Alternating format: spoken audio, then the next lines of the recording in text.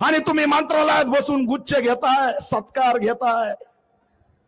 हे चालणार नाही, हे चालणार नाही. हा बंड आता थांबणार नाही. संतोष देशमुखच्या मारेकऱ्याला फाशी झालीच पाहिजे. त्या वाल्मिकांना करत त्या वाल्मिकला 302 चा आरोपी केलाच पाहिजे.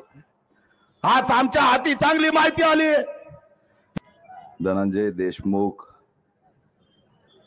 संतोष अण्णा देशमुख यांचे बंधू आणि सर्व पक्ष, सामाजिक संघटनेचे नेते, पदाधिकारी आणि जालन्यातील 18 पकड जातीचे बहुजन, भीम सैनिक, लहुजी सैनिक सर्वांना जय शिवराय, जय भीम.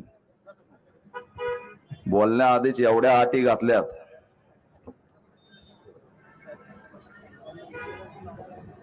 घटना अतिशय संवेदनशील आहे आणि आयोजकांनी ज्या अटी घातल्यात त्या आम्हाला मान्य आहेत की घटनाच एवढी गंभीर आहे की आज हा 5वा मोर्चा आहे. महिना झालाय. एवढी संवेदनशील घटना आहे. 5वा मोर्चा आहे, महिना झालाय. तरी या घटनेतला एक नराधम, एक असणारा आरोपी आंधळे नावाचा अटक नाही. 25 दिवस झालं सोमनाथ सूर्यवंशीच्या हत्याकांडाला त्यातल्या अशोक गोरबांड नावाच्या त्या पोलिसावरती 302 चा गुन्हा नाही. आज महिना झाला तरी न्याय मिळत नाही. संघर्ष चालू आहे आणि सगळीकडे मात्र हा मुद्दा कसा दाबता येईल याच प्रयत्न या ठिकाणी केला जातो. यातले प्रमुख जे उमेदवार, यातले जे काही प्रमुख आरोपी आहेत त्यांना अटक होत नाही. आम्हाला सांगितलं जातं त्यांचा रोल नाही.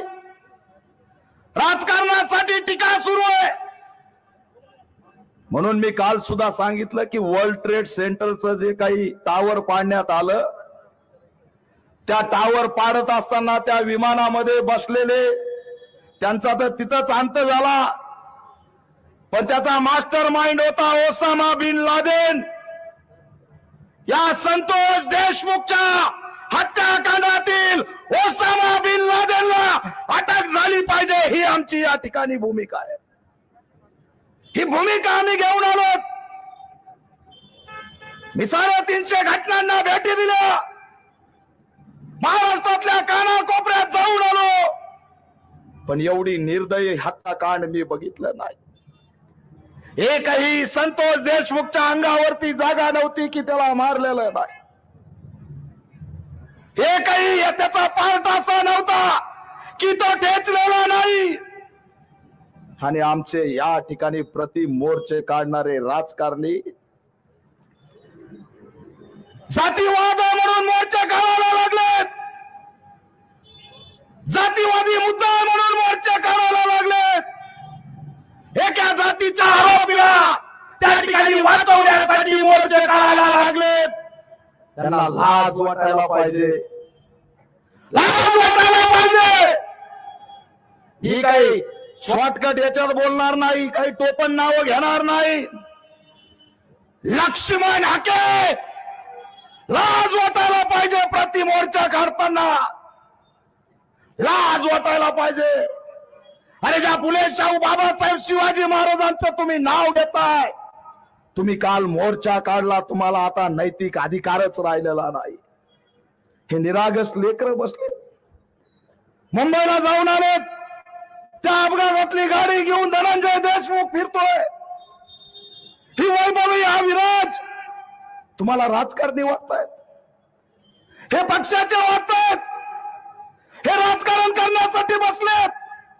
अरे एका मुलीचा बाप गेलाय, तिला काय वेदना होत असतील हे तुम्ही जाणताय. तिला आधार देताय म्हणून ते जिवंत आहेत. नाहीतर यांना सुसाईड केल्याशिवाय पर्याय आहे का?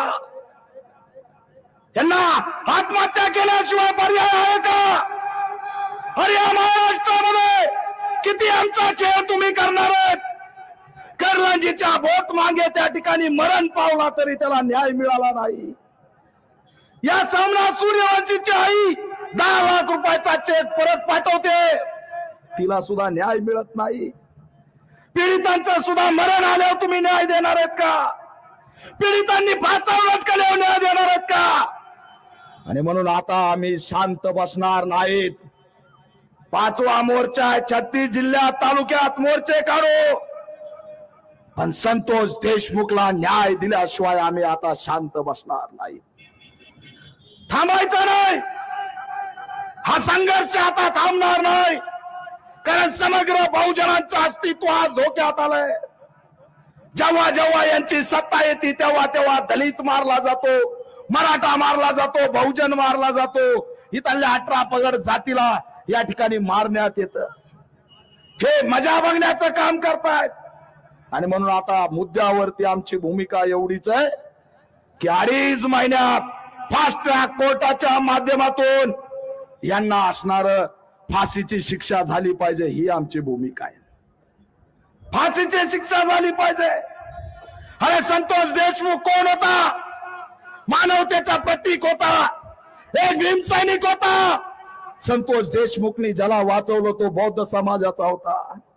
आज मला आनंद आहे की या जालन्यामध्ये आमचे भीमसैनिक ढाण्या वाघ या ठिकाणी बसलेत, आमचे अण्णा भाऊ लवजींचे लेकरं बसलेत, आमचे छत्रपती शिवाजी महाराजांचे मावळे बसलेत. संतोष देशमुख हा मुद्दा हत्याकांडापुरता मर्यादित नाही, तर या महाराष्ट्रातले फुले शाहू बाबासाहेबांचे छत्रपती शिवाजी महाराजांचं अस्तित्व वाचवण्याचा मुद्दा आज तयार झालाय. हे लोन थांबणार नाही. आणि म्हणून मित्रांनो, मला वेळ कमी दिलाय. जाता जाता एवढंच आव्हान करतोय, पंकजाताई मुंडे, मला तुमच्याकडून ही अपेक्षा नव्हती. आम्हाला सांगितलंय नाव घेऊ नका, पण नाव घेतल्याशिवाय आता पर्याय नाही. मोर्चा काढायचा आणि नाव घ्यायचे नाही. आणि जे जबाबदार आहे त्यांचं नाव घ्यावं लागेल. का नाव घ्यायचं नाही? कुणाला घाबरायचं? अरे आमचा माणूस त्यांनी घ्याच्या पायपानी मारून टाकला आणि तुम्ही म्हणता नाव घ्यायचे नाही. मी फक्त पंकजाताई मुंडे तुम्हाला आव्हान करतोय की हे पटलं नाही. अरे जेव्हा हा धनंजय देशमुख आणि ते 2 लेकरं मुंबईला देवेंद्र फडणवीस यांना भेटायला आले, तर पंकजाताई मुंडे त्यांच्या सोबत सुद्धा गेल्या नाही. काय पाप केलं रे? काय केलं या लेकरांनी? आपल्या बापाला न्याय मागणं गुन्हा आहे का? काय पाप केलं यांनी? पंकजाताई मुंडे, तुम्ही त्यांच्या सोबत सीएम कडे जाऊ शकल्या नाही का? जाऊ शकल्या नाही? उत्तर द्या. अरे मला वाईट त्यावेळेस वाटतं की हा धनंजय जे देशमुख लढतोय. संतोष देशमुख कोण होता? पंकजाताई, संतोष देशमुख तुम्ही निवडणुकीला उभा राहिल्या होत्या तेव्हा मासाजोगच्या भूतचा भूत प्रमुख होता. तुमच्यासाठी लढलाय तो. अरे प्रीतम मुंडे उभा होत्या तेव्हा सुद्धा भूत प्रमुख होता. तुम्ही उभा राहिला तेव्हा सुद्धा भूत प्रमुख होता. भाजपचा तो पदाधिकारी होता. आणि बावनकुळे नावाचा माणूस बेंडकुळेवानी दिसतो. हे वाजवारे टाळ्या, घाबरू नका कुणाला. माणसं मारायचे. आणि हा बावनकुळे सकाळी प्रेसला काय म्हणला त्याला समजलं पाहिजे. म्हणतो लाडकी बहीणचं अध्यक्ष केलं कारण वाल्मिक कराडचं काम चांगलं होतं. हे बावनकुळेचं सकाळचं स्टेटमेंट. अरे लाज वाटली पाहिजे यांना. भाजपच्या पदाधिकाऱ्याची हत्या करणाऱ्या या सगळ्या गँगला हे चांगलं म्हणतायत. लाडकी बहीण योजनेचा अध्यक्ष करतायत. बावनकुळे एक काम करा, तसं बी देशाचा गृहमंत्री कोण झालेला हे सगळ्याला माहित आहे. त्यांच्या विरोधात मोर्चे चालले, त्यांचा राजीनामा घ्या आणि तुमच्या या टकुच्याला गृहमंत्रीच करा.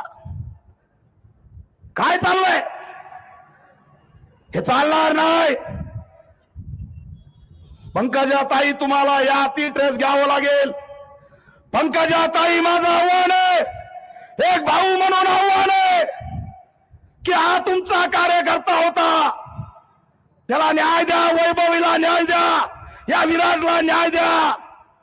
वाईट वाटतं पंकजाताई, ज्या वेळेस तुम्ही मंत्रालयात बसून मंत्री पदासाठी जे लोक येतात त्यांच्याकडून गुच्छ घेतात, हे लेकरं फुलाला हात लावू शकतात का? अरे हे लेकरं फुलं नाहीत का? त्यांचं आयुष्य चुरगाळून टाकण्याचं काम केलंय. देशमुखरावला बोलत होतो की खंडणीच्या प्रकरणात अधिकाऱ्याचे हात पाय तुडू असं जे काही वाल्मिक कराड विष्णू चाटेला बोललाय त्याचे व्हॉइस सॅम्पल मॅच होणार. 302 मध्ये अटक करा आणि त्याचा असणारा कोण जर मास्टर माइंड असेल तर त्याला सुद्धा अटक झाली पाहिजे. अरे काय पेरलंय तुम्ही? आमच्या इथं खासदार बसलेत आमचे, काय साहेबांना माहित आहे इम्रान मेहंदी धरला होता, त्याचं फक्त एक हत्याकांड उघड झालं होतं. आणि जेव्हा पोलिसांनी खाक्या दाखवल्या तेव्हा त्यांनी किती हत्याकांड मातीतून काढून दिले. अरे एकदा जर खाक्या दाखवल्या तर ते काल अण्णा सांगून गेले सुरेशांना की 109 मुर्दे सापडलेत. तुम्ही खाक्या दाखवा, मुर्देची मुर्दे बाहेर आल्याशिवाय राहणार नाही. पण पोलीस काय करते कळत नाही. पोलीस कार्यकर्त्याला मारते. सोमनाथ सूर्यवंशीला टाकलं मारून, 150 लोकांना मारून टाकलं. पोलिसांचं मला कळत नाही. सगळे पोलीस सारखे नसतात. पोलिसांना कोण काम करू देत नाही हे आम्हाला माहित आहे. एकदा का ते सिंगम झाले, फक्त त्यांनी सिंगम झालं पाहिजे. ते पिक्चर मधला सिंगम बघायला आम्हाला आवडतो. पण पोलीस जर सिंगम झाले तर चिटिंग चिटिंग चिटिंग म्हणीत आकाचा आका सुद्धा आतमध्ये आल्याशिवाय राहणार नाही. एवढी ताकद या महाराष्ट्र पोलिसांची, एवढी ताकद या महाराष्ट्र पोलिसांची. छपरी पोरं घ्यायचे, चिरकुट असणारे पोरांना गुन्हेगार करायचं. अरे कुणी पोचलंय? धनंजय मुंडे उत्तर द्या. कुणी पोचलंय सुदर्शन गुन्हेला? हा सुदर्शन गुन्हे कुठून निर्माण झाला? सुदर्शन गुलेचं घर जेव्हा मीडियाने दाखवलं तेव्हा कळालं की सुदर्शन गुले किती गरीब आहे. अरे या सुदर्शन गुलेकडं मोटरसायकल घ्यायची अवकात नाही, त्याच्याकडे स्कॉर्पिओ आली कुठून? ह्यांच्याकडे स्कॉर्पिओ येतात कुठून? त्यांच्या रील्स निघतात कुठून? काय ते बळ देऊ देऊ बळ देऊ देऊ त्यांना असणारं गुन्हेगार केलं आणि आज ते आमच्या मुळावरती उठले. हे चालणार नाही. देवेंद्र फडणवीस आपण गृहमंत्री आहेत. जास्त काळ या लेकरांचा अंत बघू नका, या समाजाचा अंत बघू नका. हे सोमनाथ सूर्यवंशीला न्याय द्या. आणि म्हणून आमची या ठिकाणी मागणी आहे की वाल्मिक कराडची जेवढी काही संपत्ती आहे ती शासनाने जप्त केली पाहिजे. वाल्मिक कराडची संपत्ती जप्त करा. एवढंच नाही, जेवढे आरोपी त्यांची संपत्ती जप्त करा. आणि योगी आदित्यनाथला निवडणुकीमध्ये कटेंगे बटेंगे म्हणायला आणता. जरा त्याच्याकडून शिकून घ्या ना, बुलडोजर कसे चालवतात. का नुसता कटेंगे बटेंगे करायला आणायचा? आणि म्हणून या वाल्मिक देशमुखच्या घरावरती गृहमंत्री देवेंद्र फडणवीसने बुलडोजर चालवलं पाहिजे, ही सुद्धा आमची या ठिकाणी मागणी आहे. धनंजय राव खचून जायचं नाही. हा पॅंथर तुमच्या पाठीशी आहे, हे भीमसैनिक तुमच्या पाठीशी आहे. तुमच्या भावाने जे बलिदान दिलं ते माझ्या भावाला वाचवण्यासाठी दिलं, हे आम्ही कधीच विसरणार नाही आणि महाराष्ट्रातल्या कुणी विसरता कामा नये. हे मानवतेचं प्रतीक राहिलं पाहिजे. राहिला विषय प्रतिमोर्चे काढणाऱ्याचा, त्याला कालच परभणीमध्ये भीमसैनिकांनी हिसका दाखवलाय. आता फक्त माईक वाढलाय. आता जर प्रतिमोर्चा काढला तर त्याला आडवा हा निळा भीमसैनिक आल्याशिवाय राहणार नाही, हे सुद्धा या माध्यमातून सांगतो. आणि तुम्ही मंत्रालयात बसून गुच्छ घेताय, सत्कार घेताय, हे चालणार नाही. हे चालणार नाही. हा बंड आता थांबणार नाही. संतोष देशमुखच्या मारेकऱ्याला फाशी झालीच पाहिजे. त्या वाल्मिकांना करत त्या वाल्मिकला 302 चा आरोपी केलाच पाहिजे. आज आमच्या हाती चांगली माहिती आली. धनंजय देशमुख, संतोष अण्णा देशमुख यांचे बंधू आणि सर्व पक्ष सामाजिक संघटनेचे नेते पदाधिकारी आणि जालन्यातील 18 पकड जातीचे बहुजन भीम सैनिक, लहुजी सैनिक, सर्वांना जय शिवराय, जय भीम. बोलण्याआधीच एवढ्या अटी घातल्यात.